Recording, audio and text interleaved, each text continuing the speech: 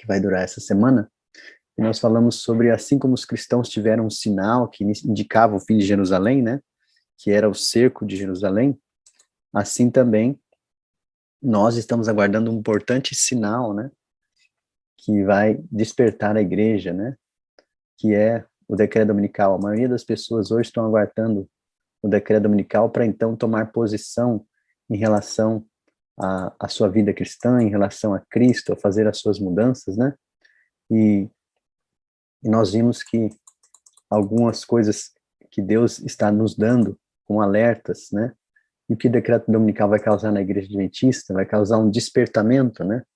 E esse despertamento, eu quero que vocês atentem para essa tela, porque ela vai fazer sentido lá, talvez amanhã, quando a gente chegar nessa parte, né, no decreto dominical, e o que isso vai causar na igreja. Então, a partir desse sinal, nós vimos que alguma sequência de eventos, né, estamos vivendo que o revivamento é reforma, né, e que Deus espera que essas duas coisas aconteçam juntas, né, e quando essas duas coisas acontecerem juntas, acontece uma sacudidura interna, e eu digo para vocês que isso não é futuro, isso é presente, isso já está acontecendo hoje, um reavivamento e reforma, e também uma sacudidura interna no meio do nosso povo. E o selamento também interno. Então, com isso acontece um selamento interno da igreja. E com isso a chuva cirúrgica começa a ser respingada no meio do povo e começa a haver uma forte proclamação da mensagem dentro da igreja. Ok? Primeiro acontece dentro da igreja. Primeiro as ovelhas de Israel. Depois Deus avança, né? Vem o decreto dominical, onde Deus vai fazer o movimento pendular, que eu expliquei para os irmãos ontem, sair das cidades, os que estão na cidade vão querer ir para o campo, e os que estão no campo vão sair para as cidades para pregar a mensagem. E começa uma perseguição, e o alto clamor, o selamento externo, agora para o lado de fora da igreja, a sacudidura geral, e vem os mártires, né? Ontem eu não falei isso para vocês, né? Não sei se todos estão prontos para ouvir certas coisas, né? Mas todos aqueles que vierem depois do decreto dominical serão mártires, né? Vão morrer, né? Não ficarão vivos até o retorno do Senhor Jesus. Vão morrer como mártires, vão dar a sua vida pela verdade e depois ressuscitarão quando Jesus estiver voltando. Depois acontece então o fechamento da porta da graça, e para isso Deus dá um sinal. O fechamento da porta da graça é a primeira praga. Então Deus solta os 4 anjos. O anjo que sai daqui sobe ao céu, eles estão todos selados e numerados. E aí os 4 anjos soltam os 7 anjos com as 7 últimas pragas, e começa o tempo de angústia, né? Vem o decreto de morte, e depois do decreto de morte, ninguém morre mais depois da primeira praga, né? Dos salvos, né? Entre os salvos não há mais morte depois da primeira praga. Eles estão selados e não vão morrer mais. Deus não vai permitir isso, porque não tem motivo da morte deles. Não tem mais conversão e não tem mais salvação. Então, quem está salvo não vai morrer mais. E quem está vivo, entre os ímpios, pode morrer com algumas das pragas, né? Mas entre os salvos não há mais morte. Então, também começa o tempo de angústia. Depois do decreto de morte vem a angústia de Jacó, que aí é a fuga das cidades. Então, todos aqueles que estão na cidade, pregando o evangelho, vão sair e fugir. E aqueles que estão no campo também vão fugir, vão abandonar os seus sítios, as suas fazendas, suas chácaras, né? E vão fugir, né? Para os montes e se esconder nas cavernas. Esse é o tempo da fuga das cidades, né? E aí começa então a angústia de Jacó, que é quando nós vivemos inteiramente na presença de Deus, sem um intercessor, né? Que começou ali no fechamento da porta da graça, que vai até a volta do Senhor Jesus. E aí começa uma perseguição. A perseguição vai começar no decreto dominical, mas ela vai ser bem suave. Ninguém vai sair já perseguindo e matando e dizendo, né? Mas quando as pragas começarem a cair, é que começa a intensificar essa perseguição. Então existe aqui um tempo entre o decreto dominical e a primeira praga, que vai ser um tempo mais, como se diz, nossa linguagem hoje, mais light, né? Vão haver pregações, vai haver perseguições, mas essa perseguição ainda não é intensa no sentido de privar as pessoas da sua vida, né? Isso vai acontecer depois que caia a primeira praga, porque até então você não pode nem comprar e nem vender. Essa é a regra, mas isso já existe hoje para nós, por exemplo. Muitas pessoas hoje, que já são adventistas, nós já vivemos, entre aspas, um decreto dominical, porque muitos empregos, trabalhos, escolas funcionam sexta-feira à noite e nós simplesmente não participamos. Nós não vamos. Então, certos trabalhos a gente não tem como prestar concurso ou trabalhar. Por quê? Porque já funciona aos sábados e domingo é fechado. Então, entre aspas, o decreto dominical já existe entre nós, porque você vai andar no comércio de sábado, está tudo aberto, né? E no domingo está tudo fechado. Ou seja, o comércio já está dizendo a que Deus eles servem, né? E quem nós servimos. Então, nesse sentido, o decreto dominical já existe entre nós, é que as pessoas não percebem que isso já está acontecendo, né? Então, o sábado é um dia normal para o mundo no comércio, mas para os adventistas ele é diferente. E aí vem então o decreto dominical, nós vamos não poder não comprar e nem vender. Essa é a regra, não compra e não vende. Mas aqueles que têm a água e o seu alimento no campo vão sobreviver nesse período como reis e rainhas, né? Porque eles têm a sua água, têm o seu pão, simples, natural, né? Lá no campo. Não vai ter sofisticação. Talvez fiquemos sem energia, então é bom a gente se preparar para isso. Talvez nós fiquemos sem água, porque se a nossa água vem de poço e bomba elétrica, você vai precisar de uma água. Por isso que a Sunlight vai mostrando para a gente os detalhes desse curso que a gente dá aqui dos 10 dias, os detalhes de como deve ser a nossa propriedade. Como é que eu vou para o campo, num lugar eu dependo totalmente da cidade? Então é se tornar independente, cada vez mais simples, né? Ter o seu alimento plantado, para que quando chega esse momento, depois da academical, não vai ser tempo, por exemplo, da gente passar tempo na cozinha cozinhando. Então Deus vai simplificar a nossa alimentação, vai se tornar cada vez mais simples, assim como os discípulos estavam saindo para pregar com Jesus, passaram no meio do milharal, cataram o milho e comeram. Então, a alimentação mais simples e menos sofisticada vai fazer parte dessa alimentação desse povo, porque o interesse deles não é ficar comendo, não é ficar preso à cozinha, cozinhando e preparando alimentos todo sofisticado, mas sim pregação do evangelho, porque o interesse é pelas almas. Então, a alimentação, Deus está simplificando a nossa alimentação justamente para esse tempo, para que a gente possa sair. A gente tem aqui entre nós, né, uma ideia entre nós de que, por exemplo, nós temos um dia aqui, entre todos nós que moramos aqui nos SEVES, assim, ó, hoje nós não vamos trabalhar como se não tivesse fogão. Então, cada um vai sair, não tem cozinha nem fogão, cada um vai sair aqui em volta do próprio sítio e colher o seu próprio alimento e comer de forma simples, como se não tivesse fogão, como se não tivesse micro-ondas, não tivesse geladeira, não tivesse toda essa sofisticação que nós temos hoje. A gente já tem fogão a lenha aqui, a gente já não usa gás, né? Então a gente quer simplificar para que a gente aprenda. A gente também tem aqui um dia sem energia, porque nós vamos ficar sem energia. Como é que você faz sem energia na sua casa hoje? Como é que você sobrevive aí? Porque vai chegar esse tempo, se você não pode comprar e nem vender, você também não vai poder comprar energia, então você vai ficar sem energia. Então nós devemos nos preparar para isso. Então Deus está nos levando a um funil de preparação. Então nós vamos ver aqui que a questão não foi sábado, foi a preparação, não se prepararam para esse momento. E o que Deus está nos levando hoje é para nos prepararmos, para a gente chegar a esse momento e estarmos prontos para passar por essa prova. Então, a angústia de Jacó, ela vem depois do decreto de morte. E então, entre a quinta e a sexta praga, há ressurreição especial.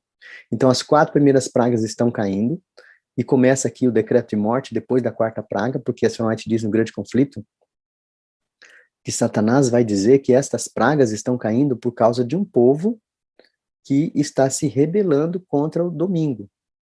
E então ele sugere para que seja imposto um dia, e é marcado um dia para que eles se arrependam e voltem. Esse povo que não quer guardar o domingo. E se eles não voltarem, então o povo deve matá-los. Então é melhor que eles morram do que todo o mundo pereça. Assim como foi com Jesus, né? É melhor que um homem morra do que toda a nação pereça. Então, nesse tempo de angústia de Jacó, é onde acontece o cerco do decreto de morte. Só que ninguém mais morre do povo de Deus nesse período. Então, a perseguição, ela começa e se intensifica após as pragas começarem a cair. Ela começa no decreto dominical, mas ela se intensifica após as pragas. Porque vão dizer que somos nós os causadores dessas pragas, e Deus está irado por causa disso. Então, na quinta praga, Deus anuncia o seu dia e hora e acontece a ressurreição especial. E depois da quinta praga, não tem mais perseguição. Encerra aí o processo de perseguição. Então, eles vão para nos matar, e ao invés de nos matar, eles matam uns aos outros. Por quê? Porque eles vão matar uns aos outros. E eu vou dizer uma coisa para vocês bem séria, depois eu vou mostrar aqui os textos de profecia. Eu creio, particularmente, que a maioria dos ímpios vivos, uma grande parte deles, a grande multidão dos ímpios, nesse período, são adventistas nominais que vão se perder. E eu vou explicar já já por quê. Então, terão dois grupos. Os fiéis, filhos de Deus, adventistas fiéis, que foram selados, e os adventistas nominais, do outro lado. Um guiado pelo Espírito Santo e o outro guiado por próprio Satanás. E eles é que vão perseguir o povo de Deus, né? E depois acontece o grande livramento, né, do povo de Deus, cessa então a perseguição, e aí vem a vinda do Senhor Jesus. Depois da quinta praga, que acontece o livramento, na quinta, sexta e sétima praga, isso é sequencial, né? Não é assim sequencial, acontece já vem a outra, mas é um período curto. Deus anuncia a sua vinda, e quando ele anuncia a sua vinda, ele diz o dia e a hora da sua vinda. Então nós vamos saber também o dia e a hora da vinda de Jesus antes dele vir. E eu particularmente creio que isso é um período curto, não é de um dia, também não é na hora. Deus vai dizer o dia e a hora. Então não é no mesmo dia. Se ele vai dizer o dia e a hora, por que a Bíblia está dizendo que vai dizer o dia e a hora? Então, se ele fosse no mesmo dia, ele dizia, tal horário. Então ele diz o dia e a hora, que é à frente. E eu particularmente creio que são 7 dias depois. Assim como Deus anunciou para Noé, né, o dia e a hora 7 dias antes, né, assim também creio que ele vai fazer a mesma coisa. Jesus também anunciou para os discípulos 7 dias antes a sua morte, né, que seria numa sexta-feira. Então, no tempo do fim, creio também que Deus vai anunciar esse período. Não estou dizendo que é isso, tá? Mas olhando e compreendendo os textos de profecia, isso dá essa interpretação. Então vem o fechamento da porta da graça. O fechamento da porta da graça, ele não como se diz, de acordo com a profecia, ele não é universal, num momento só para todos. Eles são divididos em momentos. Então, por exemplo, hoje a Sonate diz que a porta da graça hoje já está se fechando para alguns. Alguns falam assim, tá bem, é quando morre. Sim, quando morre também está encerrado. Por quê? Por que fechou a porta da graça? Porque não existe mais mudança da sentença para essa pessoa. Porque ela não tem mais, entre aspas, oportunidade, mesmo com a porta da graça aberta, ela não tem mais oportunidade de mudar o destino dela. Já está encerrada. Se ela está salva, ela está selada para a salvação. Se ela está perdida, ela está selada para a perdição e não tem mais mudança. Então, pela morte, acontece, entre aspas, o fechamento da porta da graça para essa pessoa. Mas é individual. Mas existe outro fechamento da porta da graça, que alguns dizem assim, isso acontece só lá no fim, né? Então, de acordo com a Escritura e com a Bíblia, o fechamento da porta da graça, ele não acontece só lá na primeira praga. Na primeira praga, ele é universal. Mas antes da primeira praga, existe um fechamento da porta da graça para um povo. Então, quem é esse povo e por que ele fecha antes? Nós vamos estudar isso também mais para frente. E aí Satanás vai personificar a falsa vinda de Cristo, porque ele tem interesse de enganar o povo de Deus, né? E o mundo evangélico, hoje, as pessoas falam assim, eu sei, o mundo evangélico não, os adventistas, né, nós adventistas, dizem assim, vai ser fácil, eu só preciso saber, se ele pôs o pé na terra, esse não é Jesus, né? Então, muita gente fala assim, vai ser simples, é só ver, se ele pôs o pé na terra, eu não vou ser enganado, eu vou saber que aquele ali não é o Jesus. Mas olha só, nós vamos ter que estar lutando contra aquilo que nós vemos, ouvimos e estamos presenciando. As pessoas, olha só, se a gente olhar para a nossa sequência, nós temos uma sequência da vinda de Cristo, de situações que vão se cumprir. Então, nós pregamos o seguinte: quando Jesus vier, antes dele vir, quando Jesus vier, ele vai vir e vai ressuscitar os mortos, mortos que morreram em Cristo, e a ressurreição dos ímpios que perseguiram e mataram os cristãos de todas as épocas, e a Cristo também. Então, quando Cristo vier, ele vai ressuscitar os salvos. Depois ele vai levar esse povo para morar com ele 1000 anos. E quando ele morar lá, vai haver um juízo dos ímpios, vai julgar os ímpios. E quando ele voltar, ele volta para sentenciar os ímpios. Então veja, nós pregamos assim, que Jesus virá, e quando ele vier, ele vai ressuscitar os mortos em Cristo, vai levá-los para reinar com ele por 1000 anos, e depois desse reinar de 1000 anos, ele vai voltar e vai restaurar a sua cidade, o seu governo, e vai sentenciar os ímpios à morte. Agora vamos por outro lado, como que o mundo evangélico prega isso? O mundo evangélico, os Estados Unidos e Roma, estão totalmente interessados aonde? Onde vai ser o reino do Cristo que eles estão aguardando? Que é o anticristo. Alguns falam assim, o trono do reinado da besta vai ser lá nos Estados Unidos. Outros falam assim, não, vai ser lá no Vaticano. Eu, particularmente, olhando o Espírito de Profecia, o trono do anticristo não vai ser nem nos Estados Unidos, nem em Roma. Será em Jerusalém. E se vocês olharem, o mundo protestante evangélico diz que Jesus vai vir, e quando ele vier, ele vai reinar em Jerusalém, literal, ele vai ressuscitar os mortos em Cristo, vai instaurar um reino de paz por 1 milênio, lá em Jerusalém, e aqueles que forem, entre aspas, aqueles que acreditam na transladação, né, foram transladados, né, que eles chamam de, esqueci o nome agora, que o mundo evangélico arrebatamento? Prega. Arrebatamento, isso mesmo. Quando eles entenderem que o arrebatamento, eles foram arrebatados para morar em Jerusalém, vai haver a ressurreição, então, eles vão instaurar um milênio de paz, e lá em Jerusalém eles vão julgar os ímpios. Então, olha só o que vai acontecer. Satanás vai vir, vai fazer o falso Cristo, e aí o mundo ateu, a única coisa que eles precisam para acreditar em Deus é ver.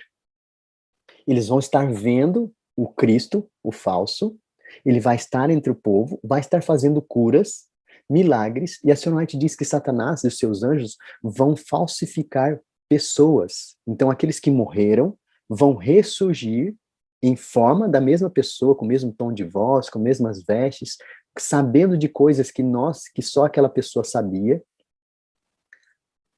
Ou seja, a ressurreição, entre aspas, falsa ressurreição, vai estar acontecendo por falsificações de pessoas. E olha só, isso é muito sério, as pessoas não percebem isso. Satanás vai falsificar a ressurreição dos discípulos. Olha só, vai falsificar a ressurreição de pessoas do passado. Agora pensa numa coisa. Você está preparado para ver a falsa Ellen White? O falso Tiago White? Que vai aparecer para nós e dizendo que o sábado foi mudado para o domingo e que nós interpretamos errado a profecia, que a forma de interpretação correta é a forma que o evangélico predisse. Então, o Cristo já está entre nós. Eles vão estar dizendo, o Cristo já está aqui, vocês estão dizendo que Cristo vai vir. Não, esse não é o verdadeiro, esse é o falso, esse é Satanás. Imagina como o mundo evangélico vai tratar você. Você dizendo que o Cristo que eles estavam aguardando é Satanás. Se hoje, se você falar mal, entre aspas, de um espírita, que é, por exemplo, Chico Xavier, você vai ser estilizado. Então, veja, o falso Cristo vem, que é Satanás, ele pisa a terra, ressuscita, entre aspas, os ímpios, que ele falsifica, entre aspas, pessoas, ele se personifica de pessoas que morreram, ou seja, já está acontecendo uma ressurreição. A gente está preparado para ver a ressurreição das pessoas por aí, mas a gente não está preparado para ver, por exemplo, Tiago White, Ellen White, Joseph Bates, sendo, entre aspas, transfigurado por anjos maus e aparecendo a nós. Porque se ele vai fazer dos discípulos, você acha que ele não vai fazer para nós, sobre os mileritas? As pessoas estão preparadas para outras coisas. Então, o falso Satanás vai falsificar a vinda de Cristo, vai instaurar o milênio de paz. E olha só, quando ele instaura o milênio de paz, leva esse grupo de pessoas para reinar com ele em Jerusalém, literal, aqui na Terra. Por isso que tantos países protestantes defendem Israel, porque eles creem que é ali que o Messias vai vir para morar, para restaurar o seu reino. Levar essas pessoas para morar com ele, tá vendo? Já aconteceu o arrebatamento, tá aqui, olha aí, se morreu no passado, foi arrebatado, eles não morreram, eles foram arrebatados, agora vão reinar com Cristo onde? Em Jerusalém, por um milênio de paz. E o que eles vão fazer lá no milênio de paz? Vão julgar os ímpios. E vão sentenciar os ímpios no final, igual está escrito na Bíblia, à morte. Então, eles vão reinar em Jerusalém. E quem vai ser os ímpios agora? Os ímpios serão, entre aspas, os fiéis filhos de Deus, que não aceitam o domingo como dia de guarda. E eles vão ser julgados e condenados à morte, para que toda a terra seja purificada dessa, entre aspas, imundícia de povo. Então não seremos odiados de todas as nações.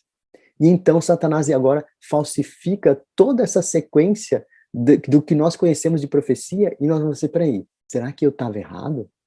Será que eu estou certo? Será que é isso mesmo? Se hoje a gente tem dúvida se nós devemos ir para o campo, se hoje a gente tem dúvida se a gente deve abandonar um certo tipo de alimentação, se hoje a gente tem dúvida que a gente deve educar os nossos filhos, como é que a gente vai ter certeza nesse tempo onde as coisas vão estar acontecendo diante dos nossos olhos? Nós teremos que ter uma fé realmente embasada num assíduo do Senhor, porque a Senhora White diz que esse será um terrível engano de Satanás. E as pessoas estão achando que isso vai ser simples, é só olhar e ver que ali, olha, ele pisou na terra, não vou ser enganado. Se hoje a gente não consegue abandonar nem a Coca-Cola, nem o refrigerante, nem a carne, e a gente vai ter forças para fazer isso. E então vem as 7 últimas pragas, né? Nessa sequência, as pragas da ira de Deus, né? Satanás vai tentar, entre aspas, falsificar essas pragas, né? Mas Deus vai derramar essas pragas, é a ira dele, e a perseguição do povo de Deus. E depois vem, então, como disse lá, o decreto de morte. E o decreto de morte vem para aqueles que não aceitam o domingo como dia de guarda e não adoram, entre aspas, a besta. É interessante que essa linguagem de Apocalipse, ela não vem de hoje, né? Ela vem lá do Éden. Quando nós olhamos para o Éden, nós temos lá no Apocalipse, nós temos o dragão, a besta e o falso profeta. Lá no Gênesis, esse não foi tirado no nosso tempo, foi tirado lá no Gênesis. Lá na árvore da ciência do bem e do mal, quem estava lá? O dragão. Não era Satanás que estava lá? E aí ele usou o que para falar com a mulher? Uma besta? Um animal? E aí o dragão usa a besta para falar com a mulher. E ele convence a mulher. Ele engana a mulher. Então o dragão usa a besta e a mulher. E aí quando ele usa a besta e engana a mulher se torna o quê? Um falso profeta. E vai pregar para quem? Para Adão, para levar Adão à queda. Então nós temos lá no Éden o dragão, a besta e o falso profeta. E aqui no Apocalipse essa é a linguagem do Gênesis. O dragão, a besta e o falso profeta. Mas o que Satanás usou para enganar o falso profeta? Não foi o apetite? Não foi a alimentação? Então por que as pessoas hoje são tão reticentes, são tão rebeldes contra a mensagem que Deus deu para esse povo sobre alimentação e apetite? Porque nós queremos ser enganados pela besta? Será que nós vamos deixar ser enganados pela besta? As pessoas, as pessoas ficam olhando assim, olha o movimento do Papa, olha o movimento do... Irmãos, a gente tem que saber como é que está a nossa vida. Como é que nós estamos, como é que está o nosso caráter. Se nós estamos prontos ou não para ser selados. E aí, como eu disse para vocês, a alimentação não é salvação pela soja. É instrumentos que Deus nos dá para a gente não ser enganado nesse tempo. E aí o sol aparece à meia-noite, né? Todos esses textos que eu estou falando para vocês, tá ali as citações, o grande conflito, onde está escrito, né? Está aqui em Grande Conflito, página 642. O sol se aparece à meia-noite, ou seja, as trevas e vem a luz, né? Para mostrar o quê? Porque o que vem a seguida é uma mão misteriosa que surge segurando as tábuas da lei e apontando para o quê? Para o quarto mandamento. Eu quero perguntar para vocês, quantas vezes essa mão surge na história? Essa mão surge na história. Alguns falam assim, não, são 2 vezes. Ai, foram 3 vezes. É o máximo que eu já vi, né? Alguns falam assim, foi quando Jesus escreveu lá na areia, né? Então são 4. Essa mão surge na história 6 vezes. E quais são as 6 vezes que essa mão surge na história? E toda vez que essa mão surge na história, ela surge para fazer 2 coisas. Para dar uma sentença e para traçar um novo ciclo. Para começar um outro ciclo. Então, toda vez que a mão surge na história, ela faz essas 2 coisas. Dá uma sentença e segue abre um novo ciclo. Então, vamos ver qual foi a primeira vez que essa mão surgiu na história. E ela traçou uma sentença e abriu um novo ciclo. A primeira vez que essa mão surgiu na história, ela surgiu lá no dilúvio. E lá no dilúvio, essa mão misteriosa aparece e ela fecha a porta da arca. E ela, eu tô vendo uma carinha aparecendo ali. Pode entrar, filhinho. Vem cá com o papai. Vem. Fecha a porta, tá bom? Fecha a porta. Aqui os meninos acordam cedo, viu, irmãos? Vem cá com o papai. Vem. Isso. Mas vai ficar quietinho, tá bom? Tá? Quietinho aqui com o papai. Então, esta mão surge a primeira vez no dilúvio, quando Deus diz para Noé, entra na arca, e Noé entra com a sua família, 7 dias antes, e Deus vem, a mão de Deus vem e fecha a porta da arca. Deuteronômio diz que essa mão era a própria mão de Deus, fechou a arca, e ninguém podia abrir, e ninguém podia mais mexer na porta.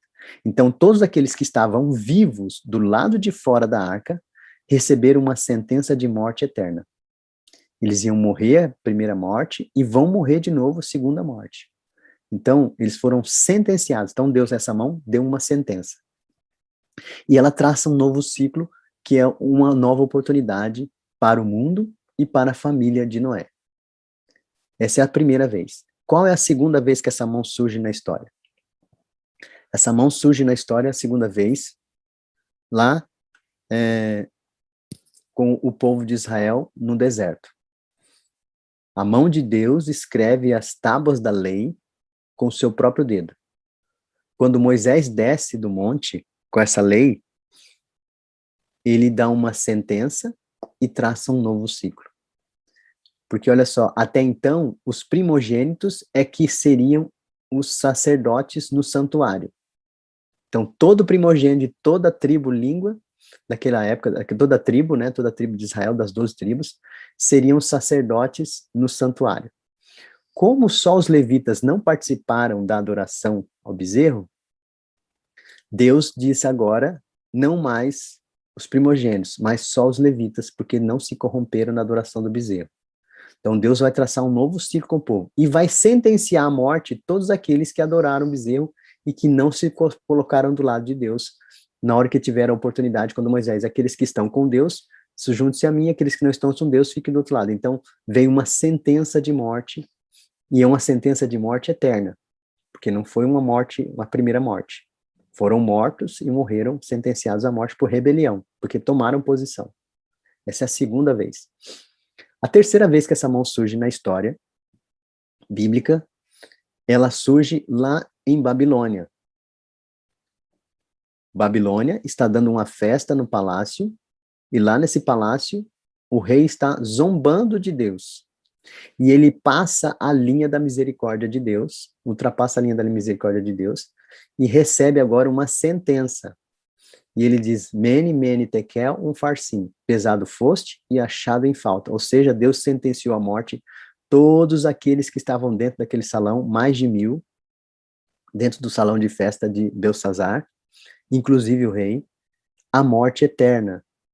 Ou seja, eles foram sentenciados à morte. Daniel foi chamado, E Daniel, quando entra no palácio, o grande conflito, o Senhor diz que Daniel, quando entra no palácio, decifra, então, o que está escrito lá e fala para o rei, olha, o seu reino foi pesado e foi entregue. Você perdeu o seu reino. Então, a Senhor diz que, então, a porta do salão se abre com os soldados de Ciro, eles entram e matam a todos, menos Daniel. Todos são mortos ali. Então, eles foram sentenciados à morte eterna, morreram a primeira morte ali, e estão selados para ressuscitarem e morrerem no fim, novamente, como perdidos. E Daniel segue em frente, e Deus traça um novo ciclo, destituindo Babilônia e levantando o império Medo-Persa, com Ciro. Então, Deus traça uma sentença, dá uma sentença e traça um novo ciclo. Essa é a terceira vez que essa mão surge. E qual é a quarta vez que essa mão surge na história? De novo, ela vai traçar um novo ciclo e dar uma sentença. Quando Cristo morre na cruz, uma mão misteriosa rasga o véu de alto a baixo, dizendo, está encerrado o processo do santuário terrestre, vai iniciar um novo ciclo no santuário celestial agora, que não é mais feito por homens, mas feito pelo próprio Deus. E ele sentencia ali Pilatos, os sacerdotes judeus que não aceitaram a Cristo, que se rebelaram contra Cristo. Pode entrar, Pedrinho. Ai, você, Julinha? Desculpa. Vai lá com a tia Julinha, tá bom? Só um minutinho, irmãos.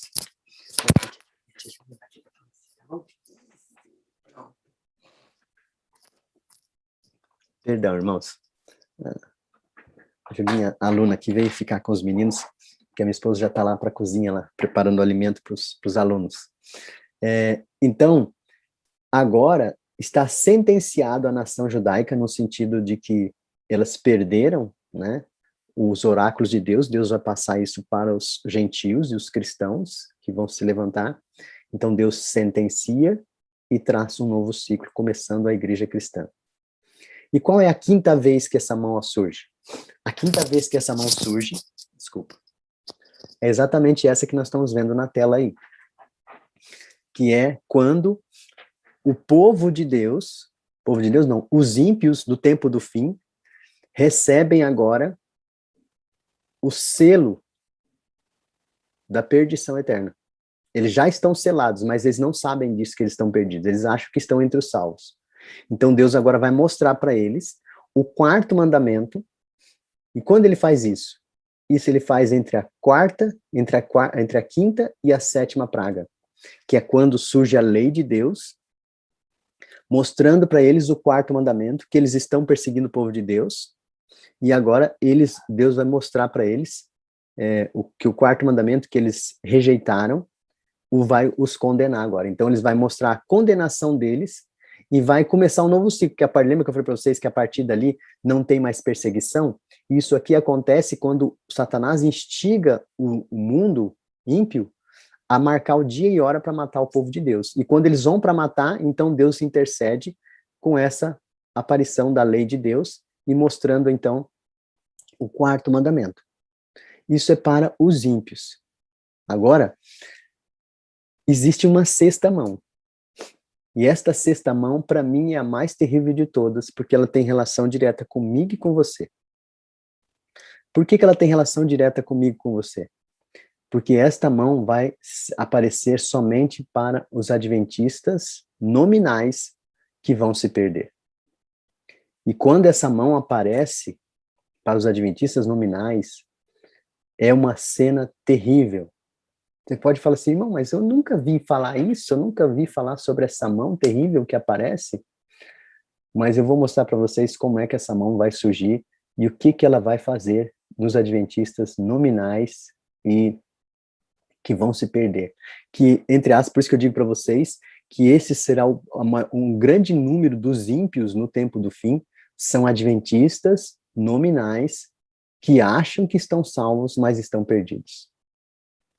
Eles estão vivendo no tempo do fim, eles não receberam pragas, então eles podem dizer assim, também nós estamos do lado de Deus, e nós estamos preparados para ver milagres acontecerem no mundo evangélico, né? Então, assim, Satanás tem falsificado, entre aspas, esse falso derramamento do Espírito Santo no mundo evangélico, com curas, com dons de línguas, né? Com ressurreições, né?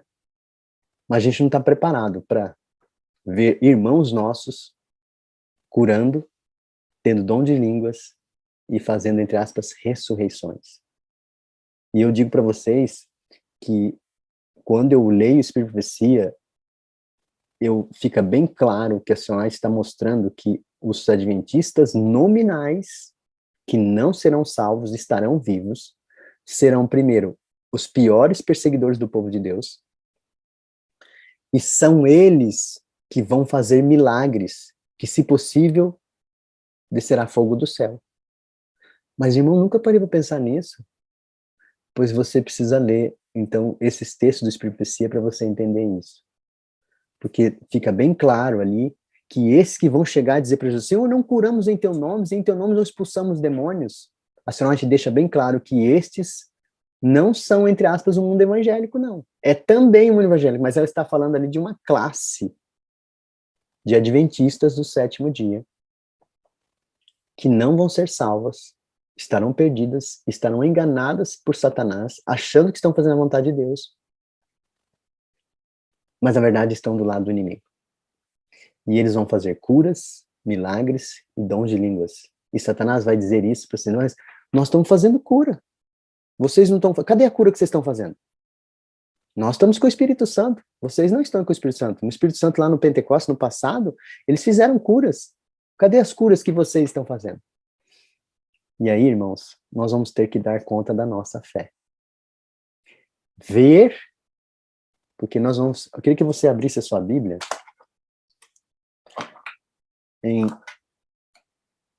deixa eu ver aqui, acho que o texto é Isaías. Deixa eu ver se é Isaías. Isaías, capítulo 11.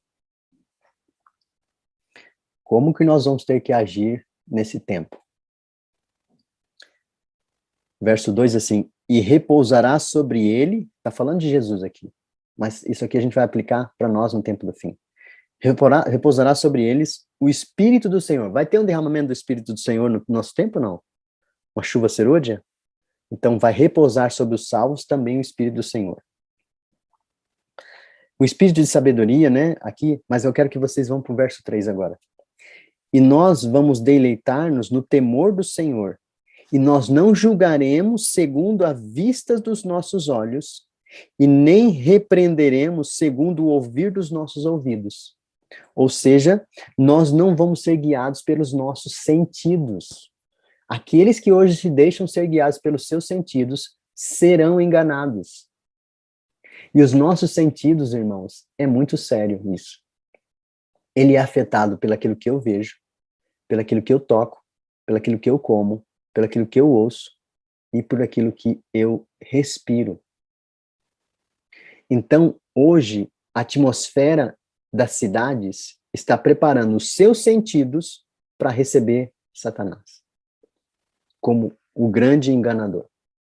Se vocês perguntarem para os nossos jovens, os nossos filhos, que, entre aspas, moram na cidade, qual o melhor dia da semana? Faz assim essa pergunta sem estar envolvido com um momento de culto, nada. Qual o melhor dia da semana que vocês acham? Sabe o que eles vão dizer? Domingo. Eu já fiz essa pergunta para vários jovens adventistas, assim, numa rodinha conversando. Que dia é o melhor dia da semana para vocês, para as crianças? O melhor dia é o domingo. Por quê? Porque domingo a gente vai para a praia, domingo a gente vai andar de bicicleta, domingo a gente fica em família, domingo a gente sai para almoçar juntos. Olha só, como é que tem sido o seu domingo aí na cidade? Será que tem sido um dia de guarda, entre aspas, para os seus filhos, onde você fica com os seus filhos mais tempo, onde você sai e faz coisas que eles gostam com eles? E como é que é o sábado? É aquele dia monótono, chato, cheio de reuniões, onde o pai fica numa reunião de comissão, a mãe fica numa outra reunião de diretoria, e os filhos ficam esquecidos em casa, esperando terminar o dia alegre para então, no pôr do sol, sair para fazer alguma coisa que vale a pena. Então, muitos de nós estão preparando os nossos filhos para aceitar o domingo, né? Graças a Deus, aqui no campo, a gente faz questão de fazer com que o domingo seja um dia igualzinho ao da semana. De trabalho, de atividades, mas na sexta-feira os meninos ficam esperando aqui o sábado. Hoje é o dia da preparação, papai. Hoje é o dia da gente usar a nossa roupa especial. Hoje é dia da gente vestir o nosso calçado especial. Hoje é dia da gente fazer um culto especial. E o sábado é um dia alegre. A minha esposa tem uma caixinha que ela chama Caixa do Sábado, que ela separa as coisas que as crianças podem usar só no sábado. São atividades que ela faz com elas só no sábado. A gente tem um encontro em família, todos os dias a gente almoça junto, mas no sábado é um dia que a gente fica juntos, a gente sai para caminhar em meio à natureza, apesar de morar no meio da natureza, para que nós possamos preparar os nossos filhos para entender que o sábado é o único dia especial da semana. Muitas vezes nós estamos vivendo na cidade e preparando os nossos filhos para receber o selo de Satanás, que é o domingo. E eu queria perguntar para vocês nessa manhã, né? Nós falamos sobre, são 6 vezes que essa mão surge. 5 delas a gente já viu. Você quer saber qual é a sexta mão? Amanhã, às 5 horas, nós estaremos aqui para dar continuidade e ver qual é a sexta mão e quando ela aparece e para quem ela aparece, tá bom? Que Deus abençoe a todos e que tenhamos um ótimo dia na presença do Senhor Jesus. Faltam 5 minutos para 6 e eu vou parar por aqui.